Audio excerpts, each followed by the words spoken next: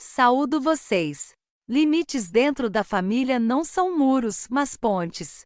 A história de hoje é sobre como essas pontes se constroem e por que às vezes desabam. Então, Zoya Nikolaevna, meus parabéns. O chefe estendeu a mão e apertou firmemente a dela.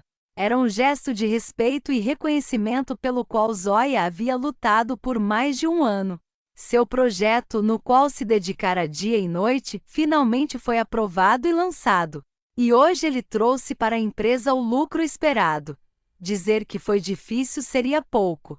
Ela praticamente não dormia, ganhou olheiras profundas, perdeu peso e se tornou nervosa. Até mesmo nos sonhos continuava trabalhando. Ao acordar, não conseguia distinguir se ainda sonhava ou se aquilo era realidade.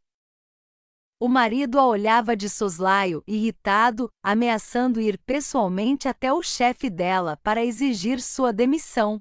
A sogra a chamava de ambiciosa e assustava com histórias de fracassos.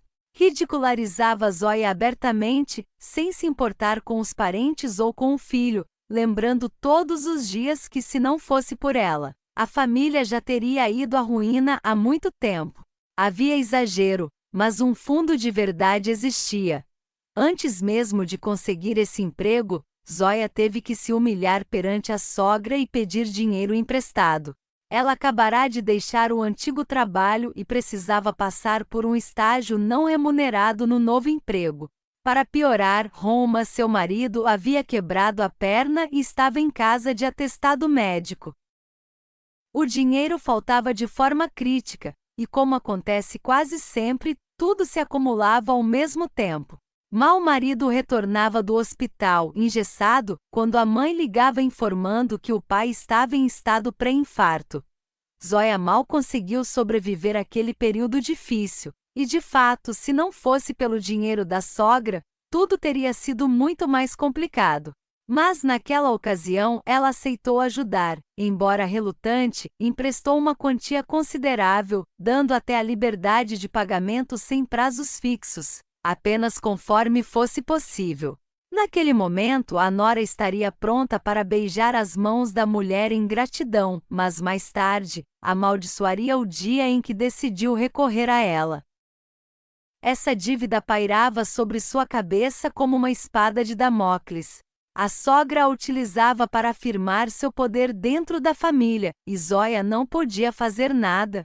Não conseguia devolver tudo de uma vez, e a mãe do marido recusava aceitar pagamentos parciais. Até mesmo Roma tentou persuadi-la, mas ela respondeu do mesmo jeito que a nora: não tenho motivo algum para aceitar essas migalhas de vocês. Emprestei uma quantia determinada, e é isso que quero receber. Se não podem pagar, poupem, mas não me tragam essas miseráveis moedinhas. E Zoya economizava cada centavo que podia, guardando-os para se livrar o quanto antes do estigma de devedora. Sonhava em finalmente se libertar da dívida e de quebra da sogra, porque a sogra não se limitava a repreender. Não, ela agia de outras maneiras. Podia aparecer na casa deles e reorganizar tudo, ou levar o que quisesse sem pedir permissão. Podia cozinhar na cozinha deles ou, ao contrário, esvaziar a geladeira, criticando sem qualquer constrangimento os itens que havia levado. Deus, adultos, capazes de se alimentar direito. Isso é carne? E manteiga?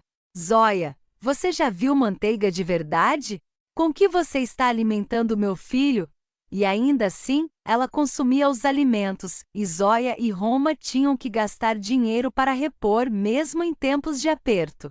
Mas o pior era que a sogra contava para toda a extensa família como era uma benfeitora, transformando a narrativa a seu favor, e a nora, segundo sua versão distorcida, havia sido escolhida pelo filho, praticamente não da lata de lixo, mas lavada, vestida e com dinheiro no bolso. Aos olhos dos outros, ela parecia uma aproveitadora sem um tostão no bolso e sem linhagem, uma vira-lata. Foi assim que certa vez a mãe do marido a chamou. Não na cara, mas Zoya acabou ouvindo. E foi tão doloroso, tão humilhante, que ela desejou provar que a sogra estava errada e falava mal dela sem motivo. Por isso agarrou-se ao projeto oferecido pelo chefe como quem se agarra a uma boia salva-vidas. Era sua chance de mostrar seu valor e, ao mesmo tempo, quitar aquela dívida detestável. E hoje ela não apenas recebeu reconhecimento e aprovação, mas também uma recompensa, um pagamento digno de seus méritos. O chefe não economizou, e a quantia que caiu em sua conta aqueceu não apenas o coração, mas também a carteira. Naturalmente, Zoya não podia deixar de compartilhar sua alegria com o marido. No momento em que contava a ele a notícia incrível, não pensou que alguém pudesse ouvir. Mas pensou errado. Roma, naquele exato instante, estava na casa da mãe. E embora tenha saído para falar com a esposa na varanda, Zoya não deixou escapar nenhum detalhe do que disse. Ela, claro, não demonstrou nada, mas perto do fim da tarde, exatamente quando a nora retornava do trabalho, a mulher se aprontou, pegou a nota promissória e foi cobrar sua dívida. Zoya, por sua vez, chegou em casa e colocou sobre a mesa diante do marido um maço de dinheiro que acabará de sacar. Ainda não consigo acreditar que isso acontece, murmurou, suspirando de alívio, entendendo que o poder da sogra havia acabado. Mas então a própria sogra apareceu, invadiu o apartamento sem bater e disparou: "Devolve minha dívida." Sua voz tremia, talvez por causa da corrida até ali, talvez pelo nervosismo de não conseguir tudo a tempo. Roma olhou para a mãe surpreso e a nora apenas assentiu. "Claro que vou devolver. Sente-se." Foi nesse momento que a sogra viu o dinheiro. Todo o maço ainda sobre a mesa, e a tentação acendeu em seus olhos. Uma ideia veio à mente: tirar tudo de Zoya. Ela era uma ingênua, e o filho não iria contrariá-la. E assim começou a colocar seu plano espontâneo em prática. "Zoya, eu queria discutir mais um ponto com você", disse em tom profissional, passando a mão pela mesa e varrendo migalhas invisíveis. "Que ponto?" "Sobre a sua dívida." "Esperei tempo suficiente, você entende, não é?" "Não muito." "Aonde quer chegar?" "Que nesse longo período acumularam-se juros. É prática normal cobrar um pouco a mais se o devedor demora a pagar. Então a quantia mudou um pouco. Além disso, lembro que você me devia pelo fato de eu ter colocado ordem aqui na sua casa. Na época você não tinha dinheiro, e eu não falei nada, mas agora pode pagar pelo meu favor." O rosto de Roma ficou tenso. Ele até se levantou para contestar à mãe, mas a esposa colocou a mão em seu ombro e quase imperceptivelmente balançou a cabeça. Então se voltou para a sogra. "E quanto você quer receber?" "Acho que isso será suficiente", respondeu a mulher, satisfeita consigo mesma. "Eu pego essas suas moedinhas. E ficamos quites." A mão dela se estendeu em direção ao maço de notas, mas Zoya cobriu-a com a própria palma e olhou a sogra diretamente nos olhos. "Não lhe parece que é demais?" "Demais?" retrucou a mulher. "Você não sabe quanto custam os serviços que prestei a vocês? Embora." "De onde você saberia?" Zoya deu um meio sorriso, sem retirar a mão do dinheiro. "Está certa. Eu não sei e não quero saber. Assim como não quero saber dos juros que você inventou na sua cabeça. Você realmente acha que vou pagá-los? Ou pelo fato de você ter vindo, espalhado o caos na nossa casa e esvaziado a geladeira? Veja bem, não importa como eu calcule o prejuízo que você nos trouxe." Ela pegou o dinheiro da mesa e passou para o marido. "Fica com isso", disse. Em seguida, voltou-se novamente para a sogra e começou a enumerar: "Sua reorganização nos custou uma boa quantia, já que você quebrou nossa escrivaninha e danificou o piso laminado. Os alimentos que você tanto criticava, mas devorava, também tinham preço, e você os consumiu quase diariamente por um longo período. E o mais importante, sua difamação contra mim.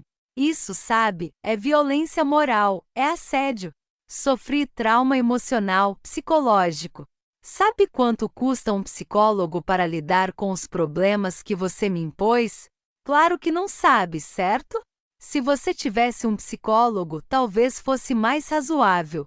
O rosto da sogra se contraiu. Ela se virou para o filho. Roma, por que sua esposa se permite esse tom?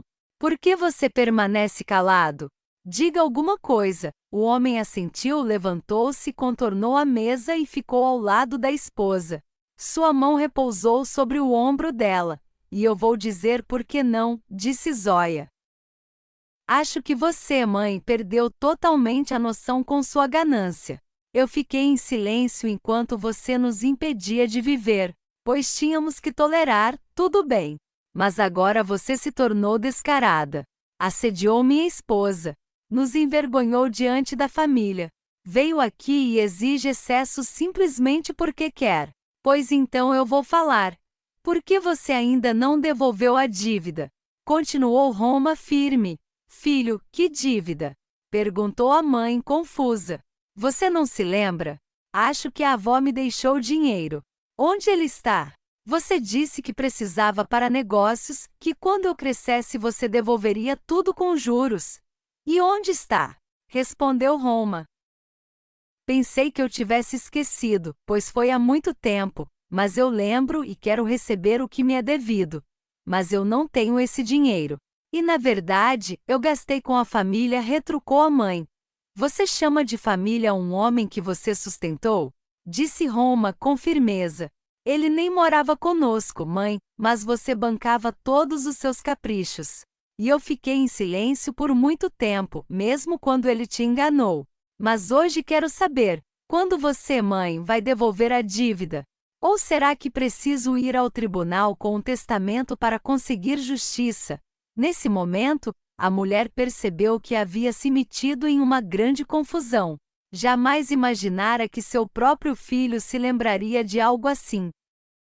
Ela estremeceu, a cadeira rangeu sob ela e ela se levantou. Traidor! Gritou. Você deveria estar do meu lado. Eu sou sua mãe. Isso não te dá o direito de roubar minha família. E você ainda não respondeu à minha pergunta. Vai devolver a dívida? Não. Então Zóia também não vai te devolver nada. Consideramos que estamos quites. Tenho uma nota promissória. E eu tenho um testamento, retrucou Roma. A nota nem é reconhecida oficialmente. Você a escreveu à mão na cozinha. Ela bateu a porta da entrada com força. A mãe de Roma fugiu. Zóia, exausta, sentou-se na cadeira. Roma ficou ao lado dela. Ela nunca vai te perdoar. Perdoará. Mas não tão cedo. E talvez você tenha sido dura com ela? Não, não foi em vão. Já basta de tolerá-la. Até quando? Que ela finalmente entenda que o mundo não gira em torno dela. A dívida devolveremos mais tarde, se você quiser, mas pagar tudo seria demais. Era exatamente assim que ele havia dito. 6 meses depois, a mãe de Roma fingia ter esquecido a discussão, como se nada tivesse acontecido. Mas ainda assim, ela se recusava a aceitar a dívida da nora. Que fique para vocês, filhos, disse com um sorriso que deixava claro que mentalmente desejava que eles se engasgassem com o dinheiro, embora não dissesse nada em voz alta, pois estava com o advogado que explicou de forma clara o que aconteceria se Roma realmente resolvesse ir à justiça. Pelo mau uso da herança, ela poderia enfrentar consequências muito mais graves do que apenas perder dinheiro. Deixe seu comentário abaixo. Sua opinião é importante. Curtir e se inscrever ajuda a espalhar essa história e compartilhar o calor humano adiante. Tenha um ótimo dia e até a próxima!